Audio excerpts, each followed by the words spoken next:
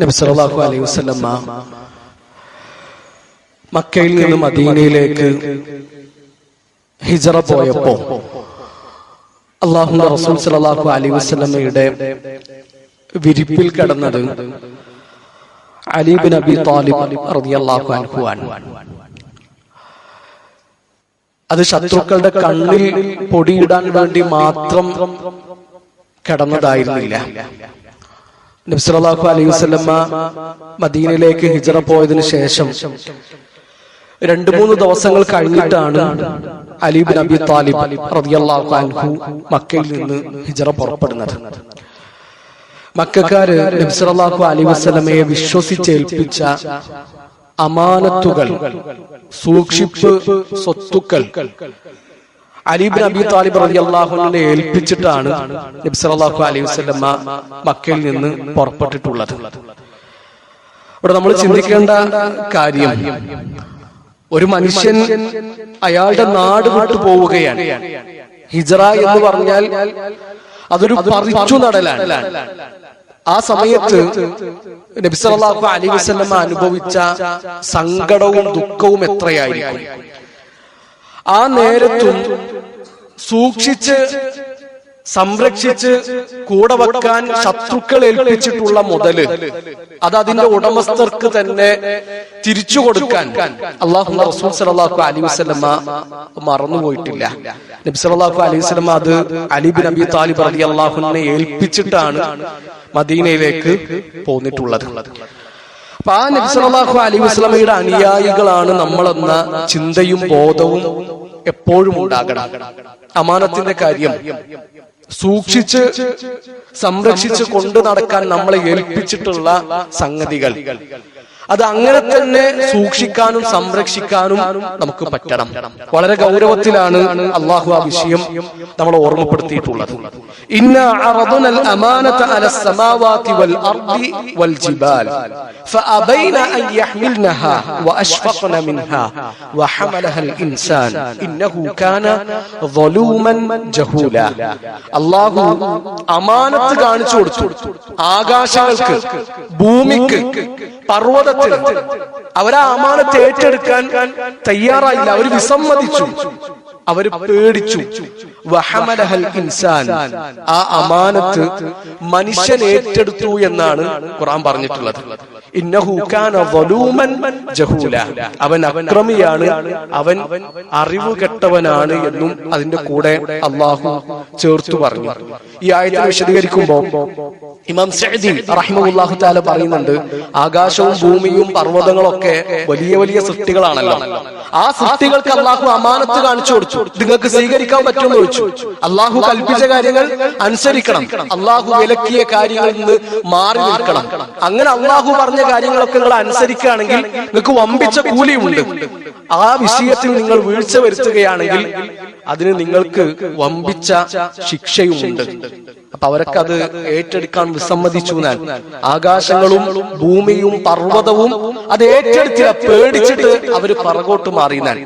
എന്നാൽ മനുഷ്യൻ ആ അമാനത്ത് ഏറ്റെടുത്തിട്ടുണ്ട് എന്നാണ് ഖുർആൻ പറഞ്ഞത്. പ്രിയപ്പെട്ടവരെ, വിശ്വസിച്ചേൽപ്പിച്ച അമാനത്തിന്റെ കാര്യത്തിൽ വഞ്ചന കാണിക്കുക എന്നത് മുനാഫിക്കിന്റെ ഏർപ്പാടാണ്.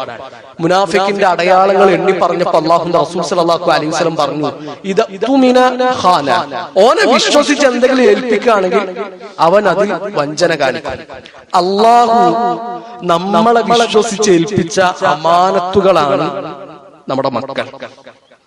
നമ്മുടെ മക്കൾ അമാനത്താണ്. അള്ളാഹു നമ്മളെ വിശ്വസിച്ച് നമ്മളെ ഏൽപ്പിച്ചതാണ് നമ്മുടെ കുടുംബം. ആ അമാനത്തിന്റെ കാര്യത്തിൽ നമ്മൾ സൂക്ഷ്മത കാണിക്കണം. അള്ളാഹുവിന് നമ്മൾ പേടിക്കണം. പ്രത്യേകിച്ച് നമ്മുടെ കുട്ടികൾ വെക്കേഷനിലേക്ക് പ്രവേശിച്ച ഒരു സമയത്താണ് നമ്മൾ ഉള്ളത്.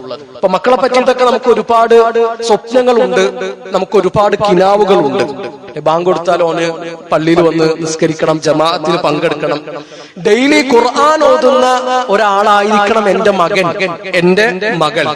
ഫുൾ ടൈം ഫോണിലിരിക്കാത്ത, നമ്മൾ പറഞ്ഞാൽ എന്തും അനുസരിക്കുന്ന, നമ്മളോട് അനുസരണക്കേട് കാണിക്കാത്ത, തട്ടിക്കേറാത്ത ഒരു നല്ല മകനായിരിക്കണം, നല്ല മകളായിരിക്കണം ഇങ്ങനൊക്കെ മക്കളെ പറ്റിയിട്ട് ഒരുപാട് കാഴ്ചപ്പാടുകൾ നമുക്കുണ്ട്. ദുനിയാവിലും ആഖിറത്തിലും അവർ നമുക്ക് മുതൽക്കൂട്ടാകണമെന്ന് നമ്മൾ കൊതിക്കാറുണ്ട്. തീർച്ചയായിട്ടും മക്കള് ദുനിയാവിലും ആഖിറത്തിലും ഉള്ള മുതൽക്കൂട്ടുകൾ തന്നെയാണ്. നബി സല്ലല്ലാഹു അലൈഹി വസല്ലമ പറഞ്ഞല്ലോ, ഒരാള് ആഖിറത്തിലെത്തിയിട്ട് അയാളുടെ പദവികൾ ഇങ്ങനെ ഉയർന്നുകൊണ്ടിരിക്കാൻ, അപ്പൊ അയാൾ അള്ളാഹുവിനോട് ചോദിക്കുന്നതാണ്, അന്നഹാദാ, ഇതൊക്കെ എനിക്ക് എങ്ങനെയാണ് കിട്ടിയത്? ഇത്രയൊന്നും ഞാൻ ചെയ്തിട്ടില്ലല്ലോ, ഇതൊക്കെ ഈ പദവികളൊക്കെ എനിക്ക് കിട്ടാനുള്ള കാരണം എന്താണ്? അപ്പൊ അള്ളാഹു ആ മനുഷ്യന് കൊടുക്കുന്ന മറുപടി, ഇസ്തിഗ്ഫാരി വലദിക ലക്, നിന്റെ മകൻ അല്ലെങ്കിൽ നിന്റെ മകൾ നിനക്ക് വേണ്ടി ഇസ്തിഗ്ഫാർ ചെയ്തത് കൊണ്ടാണ് ഈ പദവികൾ, ഈ ശ്രേഷ്ഠതകൾ നിനക്ക് കിട്ടിയിട്ടുള്ളത് എന്നാണ്. അപ്പൊ ആ മക്കള് നന്നാവണമെങ്കിൽ പ്രിയപ്പെട്ടവരാദ്യം നമ്മൾ നല്ലൊരു പാരന്റ് ആയിരിക്കണം എന്നുള്ളതാണ്.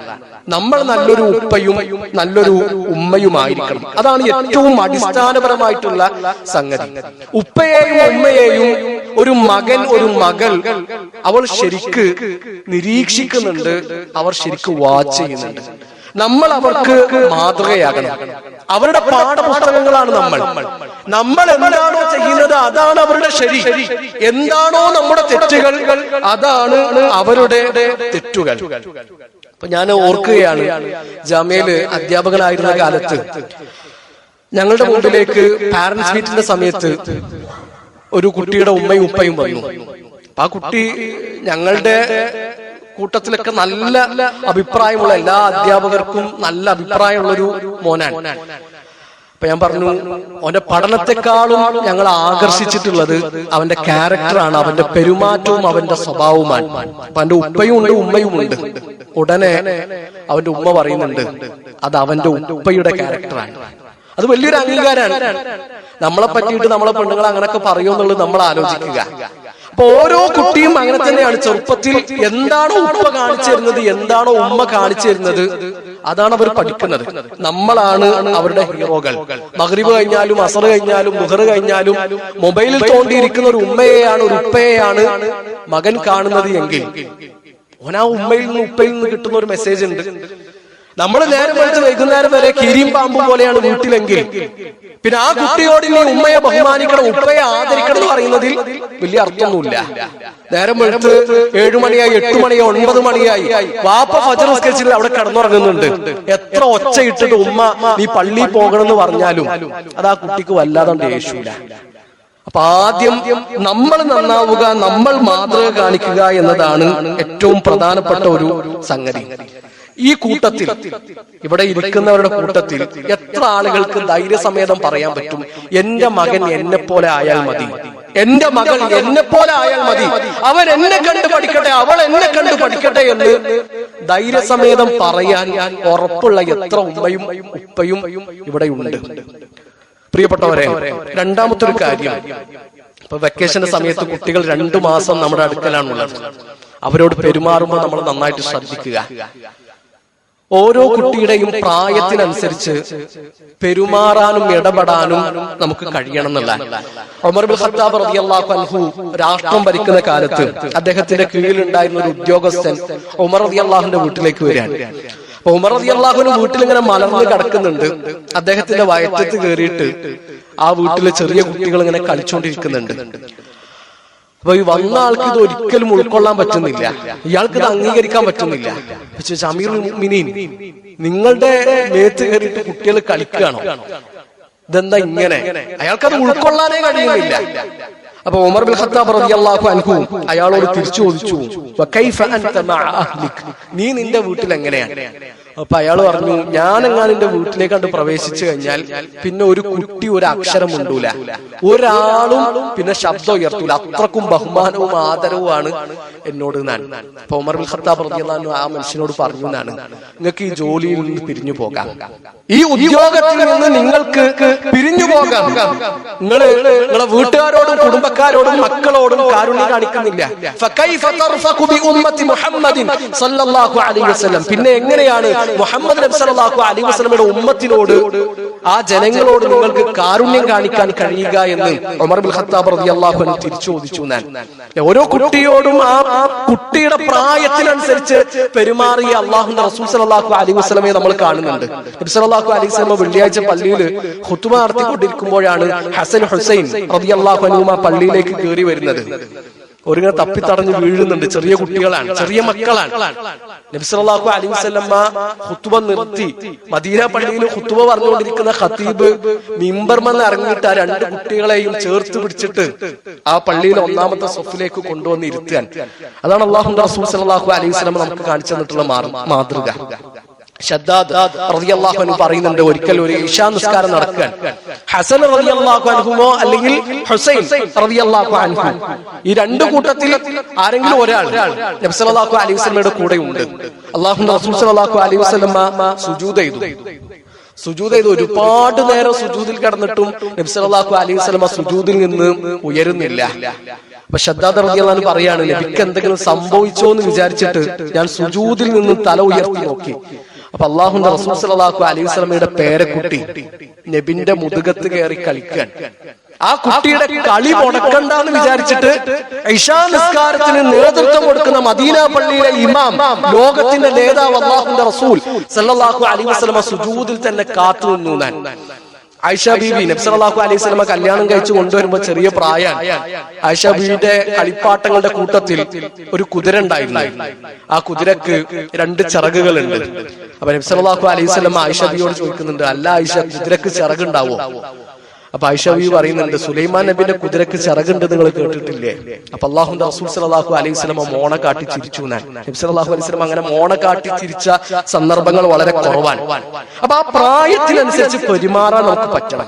ഓരോ പ്രായത്തിനും കൊടുക്കേണ്ടത് കൊടുക്കുക. ഓരോ കൂട്ടുകാരായിട്ട് ചേർത്ത് പിടിക്കേണ്ട സമയത്ത് അങ്ങനെ തന്നെ ചേർത്ത് പിടിക്കണം. അവരെ ശകാരിക്കേണ്ട സമയത്ത് ആ സന്ദർഭം നോക്കി, സാഹചര്യം നോക്കി ഇടപെടാൻ നമുക്ക് പറ്റണം. ഇപ്പൊ 7 വയസ്സിന് മുമ്പ് തന്നെ ചില ആൾക്കാർ നിസ്കരിക്കാത്തതിന്റെ പേരിൽ കുട്ടികളെ പിടിച്ച് തല്ലും. നമുക്ക് രാജാവിനേക്കാൾ വലിയ രാജഭക്തി വേണ്ട.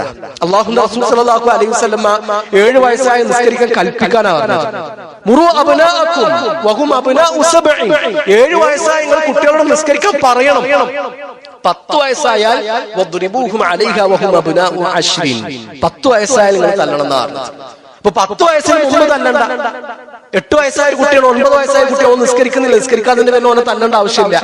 10 വയസ്സ് കഴിഞ്ഞിട്ട് നിസ്കരിക്കുന്നില്ല എങ്കിലാണ് തല്ലാൻ അല്ലാഹുവിന്റെ റസൂൽ സല്ലല്ലാഹു അലൈഹി വസല്ലമ പറഞ്ഞിട്ടുള്ളത്. അപ്പൊ ആ പ്രായത്തിനനുസരിച്ച് കുട്ടികളോട് കളിക്കേണ്ട സമയത്ത് കളിക്കാനും അവരോട് ഉപദേശിക്കേണ്ട സമയത്ത് ഉപദേശിക്കാനും ചേർത്ത് പിടിക്കേണ്ട നേരത്ത് ചേർത്ത് പിടിക്കാനും നമുക്ക് പറ്റണം. അങ്ങനത്തെ നല്ലൊരു ഉമ്മയും ഉപ്പയും ആകാൻ അല്ലാഹു നമ്മളെല്ലാവരെയും അനുഗ്രഹിക്കട്ടെ. പ്രിയപ്പെട്ടവരെ, ചെറുപ്പത്തിൽ തന്നെ മക്കൾക്ക് നന്മകൾ ശീലിപ്പിച്ചു കൊടുക്കുക. അബൂ സഈദ് അൽ ഖുദ്രി റളിയല്ലാഹു അൻഹു പറയുന്നുണ്ട്, അദ്ദേഹത്തിന്റെ ഉപ്പ ഉഹദിന്റെ സമയത്ത് 13 വയസ്സാണ് അന്ന് അബൂ സഈദ് അൽ ഖുദ്രി റളിയല്ലാഹു അൻഹു പ്രായം. 13 വയസ്സുകാരനായ അബൂ സഈദിനെയും കൂട്ടിയിട്ട് ഉഹദിലേക്ക് വരുന്നുണ്ട്, മുസ്ലിം സൈന്യത്തിന്റെ കൂടെ ജോയിൻ ചെയ്യാൻ വേണ്ടിയിട്ട്.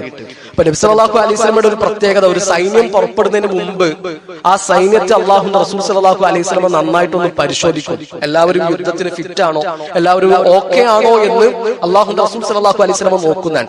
ഈ 13കാരനെ കണ്ടിട്ട് നബി സല്ലല്ലാഹു അലൈഹി വസല്ലമ തിരിച്ചയക്കാൻ, യുദ്ധത്തിനുള്ള സമയമായിട്ടില്ല, പങ്കെടുക്കാനുള്ള പ്രായമായിട്ടില്ല, മടങ്ങി പോകണം എന്ന് പറഞ്ഞിട്ട് അബൂ സഈദ് അൽ ഖുദ്രി റളിയല്ലാഹു അൻഹു അല്ലാഹുവിന്റെ റസൂൽ സല്ലല്ലാഹു അലൈഹി വസല്ലമ മടക്കി അയക്കാൻ നമുക്ക് കാണാൻ പറ്റും. അവിടെ ആ ചരിത്ര സംഭവത്തിൽ നമുക്ക് കിട്ടുന്ന ഒരു പോയിന്റ്, 13 വയസ്സുകാരനായ മകനെയും കൂട്ടിയിട്ടാണ് വാപ്പ യുദ്ധത്തിലേക്ക് പോന്നിട്ടുള്ളത്. ഞാൻ പങ്കെടുക്കുന്ന നന്മയിൽ, ഞാൻ പങ്കാളിയാകുന്ന ആ സുഹൃതത്തിൽ എന്റെ മകനും കൂടെ ഉണ്ടാകണം എന്ന വാശിയാണ് ആ ഉപ്പയിൽ നമുക്ക് കിട്ടുന്ന ഒരു മെസ്സേജ് എന്ന് പറഞ്ഞാൽ. റുബൈ ബിൻത് മുഅവ്വിദ് റളിയല്ലാഹു അൻഹു പറയുന്നുണ്ട്, ഞങ്ങളുടെ കുട്ടികളെ ഞങ്ങളെ ആശൂറ നോമ്പ് എടുപ്പിച്ചിരുന്നു. ഞങ്ങളെ മക്കളെ, ചെറിയ കുട്ടികളെ ഞങ്ങൾ ആശൂറ നോമ്പ് എടുപ്പിച്ചിരുന്നു. എന്നിട്ട് ആ കുട്ടികൾ കരയും. വിശന്നിട്ട് ആ കുട്ടികൾ കരയുന്ന സമയത്ത് ഞങ്ങൾ കളിപ്പാട്ടങ്ങൾ കൊടുത്തിട്ട്, രോമം കൊണ്ടുണ്ടാക്കിയ കളിപ്പാട്ടങ്ങൾ കൊടുത്തിട്ട് അവരുടെ ശ്രദ്ധ തിരിച്ചിരുന്നു എന്നാണ്. അപ്പൊ ആ ചെറുപ്പത്തിലെ ആ നോമ്പ് എന്നുള്ള ശീലം ആ കുട്ടികൾക്ക് ഉണ്ടാക്കിയെടുക്കുകയാണ്. നബി സല്ലല്ലാഹു അലൈഹി വസല്ലമയുടെ കൂടെ ഉമർ ബിൻ അബീ സലമ റളിയല്ലാഹു അൻഹു ഒരിക്കൽ ഭക്ഷണം കഴിക്കാനിരുന്നു. ചെറിയ കുട്ടിയാണ്. അപ്പൊ ചെറിയ കുട്ടികൾ തിന്നാനിരുന്നാല് ഓരോ കാട്ടിക്കൂട്ടലുകൾ നമ്മൾ കണ്ടിട്ടുണ്ടാവുമല്ലോ. ആ പാത്രത്തിന്റെ എല്ലാ ഭാഗത്തേക്കും ഓരോ കൈ നീണ്ടുപോകും. നബി സല്ലല്ലാഹു അലൈഹി വസല്ലം കൈ പിടിച്ചു. യാ ഗുലാം ഖുൽ സമ്മില്ലാ, നീ ബിസ്മില്ലാ എന്ന് പറഞ്ഞു. വകുൽ ബിയമീനിക്, നീ നിന്റെ വലതു കൈ കൊണ്ട് കഴിക്ക്. വകുൽ മിമ്മാ യലീക്, നിന്റെ ഭാഗത്ത് നിന്ന് നീ കഴിക്ക് എന്ന് പറഞ്ഞിട്ട് ആ ചെറിയ കുട്ടി അല്ലാഹുവിന്റെ റസൂൽ സല്ലല്ലാഹു അലൈഹി വസല്ലം ഉപദേശിച്ചു എന്നാണ്. ഉമർ ബിൻ അബീ സലമ റളിയല്ലാഹു അൻഹു പറയുന്നുണ്ട്, പിന്നീട് ജീവിതത്തിൽ ഒരിക്കലും അല്ലാഹുവിന്റെ റസൂൽ സല്ലല്ലാഹു അലൈഹി വസല്ലം നൽകിയ ആ ഉപദേശങ്ങൾ ഞാൻ മറന്നിട്ടില്ല എന്നാണ്. ചുട്ടയിലെ ശീലം ചുടല വരെ. ആ ചെറുപ്പത്തിലെ ആ നന്മകൾ ശീലിപ്പിക്കുക എന്നത് ഏറ്റവും പ്രധാനപ്പെട്ട ഒരു സംഗതിയാണ്. മൂന്നാമത്തെ ഒരു കാര്യം, നമ്മൾ നമ്മുടെ മക്കൾക്ക് സമയം കൊടുക്കുക. കുട്ടികളുടെ കൂടെ ഇരിക്കാൻ നമുക്ക് സമയം വേണം. നമുക്ക് ബാക്കി എല്ലാത്തിനും നേരമുണ്ട്. അതേപോലെ നമ്മുടെ കുടുംബത്തിന്റെ കൂടെയും മക്കളുടെ കൂടെയും ചെലവഴിക്കാനും നമുക്ക് സമയം വേണം. പ്രത്യേകിച്ച് വെക്കേഷനിലാണ് നമ്മളുള്ളത്. ഈ വെക്കേഷനിൽ കുടുംബത്തോടൊന്നിച്ച് ഒരു യാത്രയൊക്കെ നമുക്ക് പ്ലാൻ ചെയ്യാൻ പറ്റുമെങ്കിൽ തീർച്ചയായിട്ടും നമ്മളത് പ്ലാൻ ചെയ്യണം. ഉമർ ബിൻ അബ്ദുൽ അസീസ് റഹിമഹുല്ലാഹു തആല രാഷ്ട്രം ഭരിക്കുന്ന കാലം, അദ്ദേഹം അമവി ഭരണാധികാരിയായിരുന്നു. എല്ലാ ആഴ്ചയും ഉമർ ബിൻ അബ്ദുൽ അസീസ് റഹിമഹുല്ലാഹു തആല വെള്ളിയാഴ്ച മക്കളുടെ കൂടെ ഇരിക്കുന്നാൻ. ഓരോ കൂടെയുള്ള സമയം കഴിഞ്ഞിട്ട് അദ്ദേഹം പ്രജകളിലേക്ക് ഇറങ്ങിയിരുന്നുള്ളൂ. ഒരു ഭരണാധികാരിക്ക്, രാഷ്ട്രം ഭരിക്കുന്ന രാജാവിന് എന്തൊക്കെ തിരക്കുകൾ ഉണ്ടാകും. പക്ഷെ ആ സമയത്തും അവർ കുടുംബത്തെ ശ്രദ്ധിച്ചു. നമ്മൾ രാവും പകലും ഇല്ലാതെ ഇങ്ങനെ ഓടിക്കൊണ്ടിരിക്കുകയാണ്. ആർക്ക് വേണ്ടിയിട്ടാണ് ഈ ഓടുന്നത്? നമ്മളെ മക്കൾക്ക് വേണ്ടിയിട്ട് തന്നെ ഈ ഓടുന്നത്. പക്ഷെ അവസാനം നമ്മുടെ മക്കള് നമ്മുടെ കയ്യിൽ ഒതുങ്ങാത്തൊരു കാലം വരും. അത് നമ്മൾ പേടിക്കുക. ഒരു കഥ പറയലുണ്ട്. ഒരു ടീച്ചർ ഒരു 2ാം ക്ലാസ്സുകാരന്റെ ചിത്രരചന കണ്ടിട്ട് അത്ഭുതപ്പെട്ടു. അവന്റെ വീടാണ് വരച്ചിട്ടുള്ളത്. അതിന് അടുത്ത ദിവസം അവന്റെ പാരന്റ്സിനോട് സ്കൂളിലേക്ക് വരാൻ പറഞ്ഞു. ഉപ്പയോടും ഉമ്മയോടും സ്കൂളിലേക്ക് വരാൻ പറഞ്ഞു. ടീച്ചർ ആ 2ാം ക്ലാസ്സുകാരൻ വരച്ച ചിത്രം ആ ഉപ്പാക്കും ഉമ്മാക്കും കാണിച്ചു കൊടുത്തു. അപ്പൊ ഒരു പറഞ്ഞു, ഓന് നന്നായിട്ട് വരക്കും, പിന്നെ ഞങ്ങളുടെ തിരക്കുകൾക്കിടയിൽ ഞങ്ങൾ രണ്ടുപേരും ജോലിക്കാരാണ്, ഞങ്ങൾക്ക് ഓന്റെ കാര്യം വല്ലാതെ ശ്രദ്ധിക്കാൻ പറ്റാറില്ല. അപ്പോ നിങ്ങള് ഈ ചിത്രം കാണിക്കാനാണ് ഞങ്ങൾ വിളിച്ചത് എങ്കിൽ അതിൽ ഞങ്ങൾക്ക് വലിയ അത്ഭുതമൊന്നുമില്ല എന്ന് പറഞ്ഞു. അപ്പൊ ടീച്ചർ പറഞ്ഞു, ഈ ചിത്രത്തിന്റെ ഭംഗി കാണിക്കാൻ വേണ്ടി മാത്രമല്ല ഞാൻ നിങ്ങളെ വിളിച്ചു വരുത്തിയത്. അവൻ വരച്ചത് അവന്റെ വീടാണ്, അവന്റെ ലോകമാണ്. അതിൽ നിങ്ങളുടെ വീട്ടിലെ വേലക്കാരിയുണ്ട്, നിങ്ങളുടെ വീട്ടിൽ തോട്ടം നനക്കുന്ന പണിക്കാരനുണ്ട്, നിങ്ങളുടെ വീട്ടിലെ ചെറിയ പൂച്ചക്കുട്ടിയുണ്ട്. പക്ഷേ അവൻ വരച്ച വീട്ടിൽ, അവൻ വരച്ച ചിത്രത്തിൽ നിങ്ങൾ രണ്ടുപേരുമില്ല. നമ്മളുടെ മക്കൾ വരക്കുന്ന ചിത്രത്തിൽ നമ്മൾ ഉണ്ടാകുമോ എന്ന് നമ്മൾ ആലോചിക്കുക. നമ്മൾ രാവും പകലില്ലാതെ ഓടിക്കൊണ്ടിരിക്കുമ്പോ അവർക്ക് വേണ്ടി സമയം കൊടുക്കാൻ, അവർക്ക് വേണ്ടി ഒഴിഞ്ഞിരിക്കാൻ, ഒരു ഫ്രീ മൈൻഡോടുകൂടി അവൻ പറയുന്ന കഥകൾ കേൾക്കാൻ, അവർ പറയുന്ന കൊച്ചു വർത്തമാനങ്ങൾ കേൾക്കാൻ നമുക്ക് നേരമില്ല എങ്കിൽ കുറച്ച് കഴിഞ്ഞാല് നമുക്ക് നമ്മുടെ മക്കൾ ഉണ്ടാവുകയില്ല എന്ന തിരിച്ചറിവ് നമുക്ക് വേണം. അതുകൊണ്ട് ഈ വെക്കേഷൻ അതൊരു മാറ്റത്തിന്റെ വെക്കേഷൻ ആയിരിക്കണം. ഇപ്പൊ ഇനി 2 മാസത്തിന്റെ കുട്ടിനെ ഞാൻ സഹിക്കണല്ലോ, എങ്ങനെ പോനെ ഞാൻ നോക്കുക, എങ്ങനെ പോനെ ഞാൻ കൺട്രോൾ ചെയ്യാന്നുള്ളതിനപ്പുറം അള്ളാഹു നമുക്ക് തന്ന മക്കളെന്ന ഔദാര്യം, സമ്മാനം, അതിന് ശുക്ർ കാണിക്കാൻ, നന്ദിയുള്ളവരാകാൻ നമുക്ക് പറ്റണം. അള്ളാഹു മക്കൾക്ക് മാതൃക കാണിക്കുന്ന ആ മക്കളെ നല്ല നിലയിൽ വളർത്തുന്ന ഉപ്പമാരുടെയും ഉമ്മമാരുടെയും കൂട്ടത്തിൽ നമ്മൾ എല്ലാവരെയും ഉൾപ്പെടുത്തട്ടെ.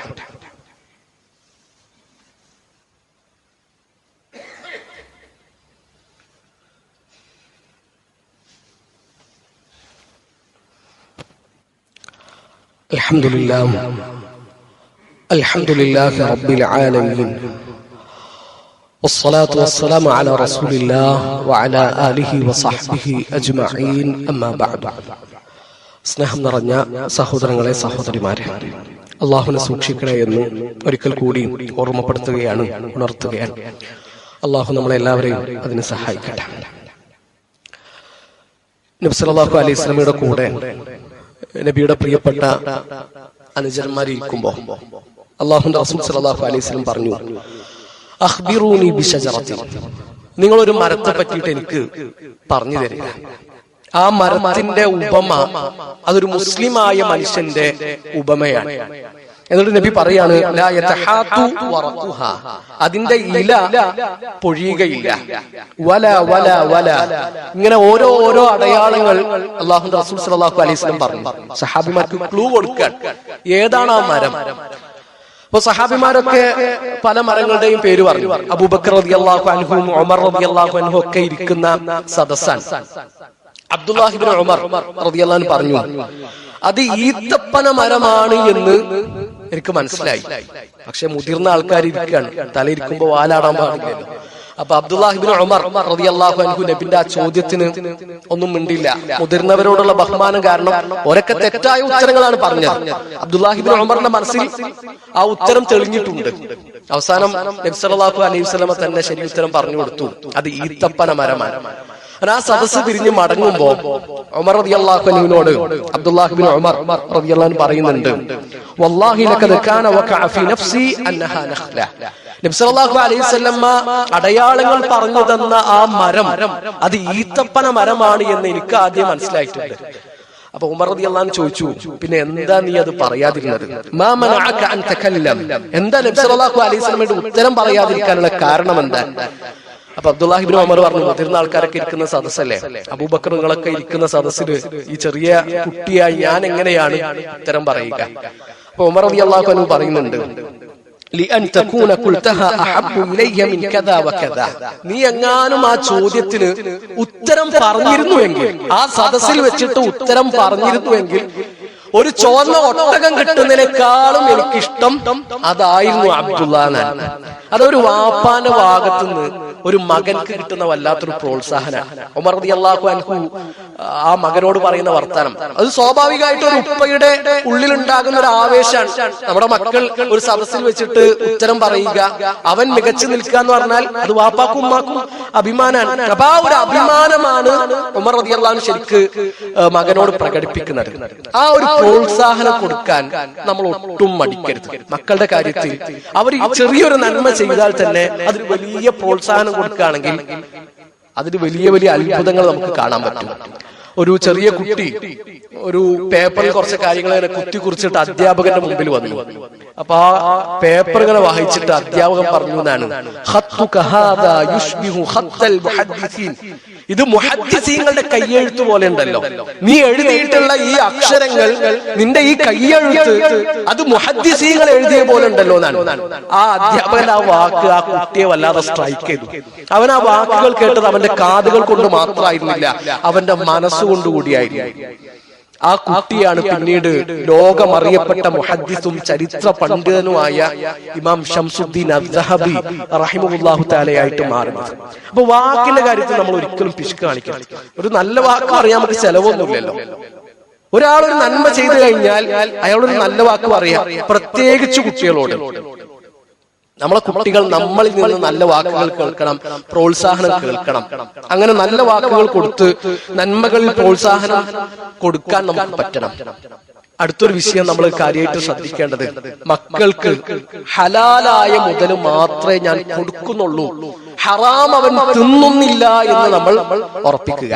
ഇമാം ബുഖാരി റഹിമഹുല്ലാഹു തആലയുടെ ഉപ്പ അദ്ദേഹത്തിന്റെ അവസാന നിമിഷങ്ങളിലാണ്, മരണത്തിന്റെ വിരിപ്പിലാണ്. ഇപ്പൊ ഇമാം ബുഖാരി റഹിമഹുല്ലാഹു തആലയുടെ ഉപ്പ ആ സമയത്ത് പറയുന്നുണ്ട്, മാ അഅലമു ഫീ മാലി ദിർഹമൻ മിൻ ഹറാമിൻ ഔ ശുബ്ഹത്തിൻ. ഞാൻ സമ്പാദിച്ചിട്ടുള്ള, അദ്ദേഹത്തിന് ഉപ്പ നല്ലൊരു കച്ചവടക്കാരനായിരുന്നു, ഞാൻ സമ്പാദിച്ചിട്ടുള്ള സമ്പത്തിൽ ഹറാമായ ഒരു ദിർഹം ഇല്ല എന്ന് എനിക്ക് ഉറപ്പാണ്. ഹറാമാണോ ഹലാലാണോ എന്ന് സംശയമുള്ള ഒരു ദിർഹമും അതിലില്ല. അത് വല്ലാത്തൊരു വർത്താനാണ്. ഹറാമില്ല എന്ന് എനിക്ക് ഉറപ്പാണ്, ഈ ഹറാമാണോ ഹലാലാണോ എന്ന് സംശയമുള്ള ഒരു ദിർഹം പോലും ഇല്ലാന്നും എനിക്ക് ഉറപ്പാണെന്നാണ്. അതിന്റെ ഒരു ബർക്കത്ത് തീർച്ചയായിട്ടും മക്കളുടെ ജീവിതത്തിൽ നമുക്ക് കാണാൻ പറ്റും. ഇമാം ബുഖാരി റഹിമഹുല്ലാഹു തആല ആരായിട്ടാണ് മാറിയത്? സൂറത്തുൽ കഹ്ഫ് നമ്മൾ ഇന്ന് ഓതി. സൂറത്തുൽ കഹ്ഫില് ഖിദർ അലൈഹിസ്സലാത്തു വസ്സലാമയുടെയും മൂസാ നബിയുടെയും കഥ പറയുന്നിടത്ത് രണ്ട് യതീമുകളായ മക്കളുടെ മതിൽ നന്നാക്കി കൊടുക്കുന്ന ഒരു സംഭവം ഖുർആൻ നമുക്ക് പറഞ്ഞു തരുന്നുണ്ടല്ലോ. ആ മതിലിന്റെ ചുവട്ടിൽ ആ യതീമുകളായ മക്കൾക്കുള്ള നിധിയുണ്ട്. നമ്മളെല്ലാവരും പഠിച്ച കഥയാണ്. ഇനി ആരെങ്കിലും ആ കഥ വായിച്ചിട്ടില്ല എങ്കിൽ ആ കഥ നമ്മൾ വായിക്കണം. സൂറത്തുൽ കഹ്ഫ് എല്ലാ ആഴ്ചയും നമ്മൾ ഓതുന്ന സൂറത്താണ്. അത് വെറുതെ ഇങ്ങനെ അറബിയിലുള്ള ഒരു ഒച്ചയായിട്ട് കേട്ടുപോയാൽ പോരാ, ഒരുപാട് പാഠങ്ങൾ നമുക്ക് തരുന്ന ഒരു സൂറത്താണ് സൂറത്തുൽ കഹ്ഫ്. പ്രത്യേകിച്ച് മൂസാ നബി അലൈഹിസ്സലാത്തു വസ്സലാമയുടെയും ഖിദർ അലൈഹിസ്സലാത്തു വസ്സലാമയുടെയും കഥ പറയുന്ന ആ ഭാഗത്ത് ഇഷ്ടം പോലെ പാഠങ്ങൾ നമുക്കുണ്ട്. അപ്പൊ അവിടെ ആ യതീമുകളായ കുട്ടികൾക്കുള്ള നിധി മതില് കെട്ടി സംരക്ഷിക്കണം എന്ന് ഖിദർ അലൈഹിസ്സലാത്തു വസ്സലാമക്ക് അള്ളാഹു ഉത്ബോധനം കൊടുത്തു. ആ ഭാഗം പറയുന്നിടത്ത് ഖുർആൻ പറയുന്ന ഒരു കാര്യമുണ്ട്, വകാന അബൂഹുമാ സാലിഹ. ആ രണ്ട് മക്കളുടെയും ഉപ്പ അദ്ദേഹം സാലിഹായ ഒരു മനുഷ്യനായിരുന്നു. ആ സാലിഹായ മനുഷ്യനുള്ള ഒരു പ്രതിഫലം കൂടിയായിട്ടാണ് ആ മക്കൾക്കുള്ള നേട്ടം കിട്ടുന്നത്. അപ്പൊ നമ്മൾ നല്ല മനുഷ്യന്മാരായിട്ട് ജീവിക്കുകയാണ്, നമ്മുടെ കാലശേഷവും ആ മക്കൾക്ക് അതിന്റെ ഒരു മെച്ചവും നേട്ടവും ഉണ്ടാകുമെന്ന പാഠം ആ ചരിത്രം നമ്മളെ പഠിപ്പിക്കുന്നുണ്ട്. അപ്പൊ മക്കൾക്ക് നല്ലൊരു സാഹചര്യം ഒരുക്കി കൊടുക്കുക. വലിയ വലിയ ഷെയ്ഖുമാരുടെയും ഇമാംമാരുടെ ഒക്കെ ജീവിതം വായിക്കുമ്പോൾ നമുക്ക് കിട്ടുന്ന ഒരു വരിയാണ്, നശഅ ഫീ ബൈത്തി ഇൽമിൻ. അവർ വളർന്നത് ഇൽമ നിറഞ്ഞു നിൽക്കുന്ന ഒരു കുടുംബത്തിലാണ്. ഒരുപാട് ഷെയ്ഖുമാരുടെ ജീവചരിത്രം വായിക്കുമ്പോൾ നമ്മൾ കാണുന്ന ഒരു പോയിന്റ് ആണ്. ഒരു കുട്ടി വളരുന്ന സാഹചര്യം തീർച്ചയായിട്ടും അവനെ വല്ലാതെ സ്വാധീനിക്കുന്നുണ്ട്. അപ്പൊ നമ്മുടെ മക്കൾക്ക് നന്മ നിറഞ്ഞൊരു സാഹചര്യത്തിൽ ജീവിക്കാൻ കഴിയുന്നുണ്ടോ, അങ്ങനെ വളരാൻ പറ്റുന്നുണ്ടോ എന്ന് നമ്മൾ ഓരോരുത്തരും ഗൗരവത്തിൽ ആലോചിക്കുക. അവനെ അള്ളാഹു നമുക്ക് തരുമ്പോൾ, അവളെ അള്ളാഹു നമുക്ക് തരുമ്പോൾ അവൻക്കൊരു ഗെയിം അഡിക്ഷനുള്ള ഒരു പ്രശ്നമില്ലായിരുന്നു, അവനൊരു MDMA അടിമയായിരുന്നില്ല, ലഹരിയുടെ ഒരു പ്രശ്നം അവർക്ക് ഉണ്ടായിരുന്നില്ല. പിന്നെ അവന് ഇങ്ങനെയൊക്കെ ആയി മാറിയതിന്റെ കാരണമാരാൻ നമ്മളാണ്, അവൻ വളർന്ന സാഹചര്യമാണ്. കുല്ലു മൗലൂദിൻ യൂലദു അലൽ ഫിത്ര. എല്ലാ കുട്ടിയും ജനിക്കുന്നത് ശുദ്ധ പ്രകൃതിയിലാണ്. പിന്നെ അവന്റെ ജീവിതത്തിൽ മാറ്റങ്ങൾ ഉണ്ടാക്കുന്ന അവന്റെ ഉപ്പയും ഉമ്മയും അവൻ വളരുന്ന ചുറ്റുപാടും സാഹചര്യം ഒക്കെയാണ്. അപ്പൊ ആ സാഹചര്യങ്ങൾ നന്നാക്കി കൊടുക്കുക എന്നുള്ള ഏറ്റവും പ്രധാനപ്പെട്ട കാര്യമാണ്. ആത്മാർത്ഥമായിക്കൊണ്ട് പ്രാർത്ഥിക്കുക. ഏറ്റവും അവസാനമായിട്ട് ഉമ്മമാരോട് ഉപ്പമാരോട് പറയാനുള്ള കാര്യം, ആത്മാർത്ഥമായിക്കൊണ്ട് ഹൃദയത്തിൽ തട്ടിക്കൊണ്ട് നമ്മൾ നമ്മുടെ മക്കൾക്ക് വേണ്ടിയിട്ട് പ്രാർത്ഥിക്കുക. നമ്മൾ പ്രാർത്ഥിച്ചിട്ടില്ല എങ്കിൽ അത് നമ്മുടെ മക്കളോട് നമ്മൾ കാണിക്കുന്ന അക്രമമാണ്. നമുക്ക് അള്ളാഹു ഉപ്പ ഉമ്മ എന്നൊരു പദവി തന്നു. ആ ഉപ്പാക്കും ഉമ്മാക്കുള്ള ഏറ്റവും നല്ല ആയുധം മൂർച്ചയുള്ള പ്രാർത്ഥനയാണ്. ആ പ്രാർത്ഥന മക്കൾക്ക് വേണ്ടിയിട്ട് നമ്മൾ ചിലവാക്കിയിട്ടില്ല എങ്കിൽ, വിനിയോഗിച്ചിട്ടില്ല എങ്കിൽ നമ്മുടെ മക്കളോട് നമ്മൾ കാണിക്കുന്ന അക്രമമാണ്. ഹൃദയത്തെ തട്ടിയിട്ട് മനസ്സറിഞ്ഞുകൊണ്ട് നമ്മുടെ മക്കൾക്ക് വേണ്ടിയിട്ട് പ്രാർത്ഥിക്കുന്ന എത്ര ആളുകൾ നമ്മുടെ കൂട്ടത്തിൽ ഉണ്ട് എന്ന് നമ്മൾ ആലോചിക്കുക.